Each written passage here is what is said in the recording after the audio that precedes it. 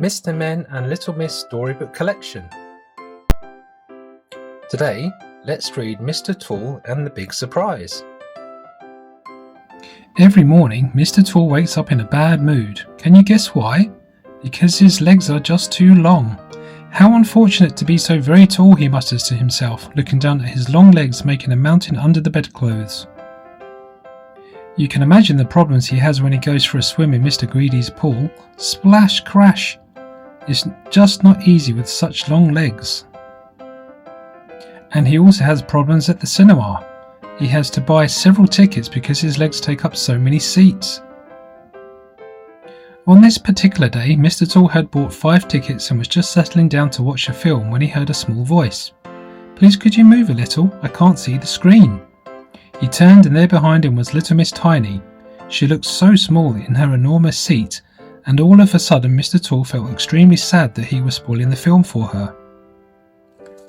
He was so sad that he left the cinema with tears rolling down his cheeks. It just so happened that Little Miss Magic was passing. Being Magic, she already knew why Mr. Tall was sad. She spoke some magic words. The next morning, for the very first time, Mr. Tall woke up and stretched his legs. "Short legs, it's a miracle," he cried. Delighted, Mr. Tall rushed off to show his friends his new short legs. "Good morning, Mr. Strong," said the no longer tall Mr. Tall. "Are you planning to eat all of those eggs?" "My little man," replied Mr. Strong, "these eggs are for making a cake," and off he hurried without having recognised Mr. Tall at all. Little Miss Somersault was also in too much of a rush to realise that the no longer tall person was in fact Mr. Tall. She was also rushing off to make a cake. With a ladder? What a strange way to make a cake. Mr. Tall couldn't help wondering why everyone was making cakes. But luckily at that moment along came Little Miss Chatterbox. She was more than happy to stop and chat and chat and chat and chat about it. "And so they're all busy getting a big birthday surprise ready for Mr. Tall," she finished, quite out of breath.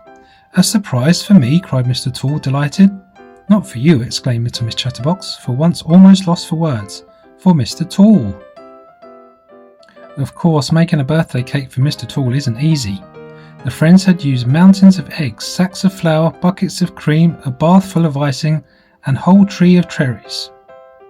Perched on top of the long ladder, Little Miss Somersault was putting the last of the candles onto the cake. At that moment, Mr. Tall arrived at the party. Everyone gave him a strange look. Nobody knew who this small round person was. "It's me," he announced, "Mr. Tall," but nobody believed him. Well, would you? "1, 2, 3, tall," said a voice from high above their heads. Everyone looked up, and there in a shower of stars was Little Miss Magic, and beneath her Mr. Tall was tall once again. "Happy birthday, Mr. Tall," cheered everyone as Mr. Tall began to cut his delicious looking and very tall cake. But there was another surprise to come. A bed that was just the right size for Mr. Tall. What a wonderful birthday present. Mr. Tall yawned, stretched out his long legs and tested out his new bed. Perfect. Mr. Tall thanked his friends and everyone joined in the party. There was more cake than even Mr. Greedy could eat, and balloons for everyone from the tallest to the very smallest.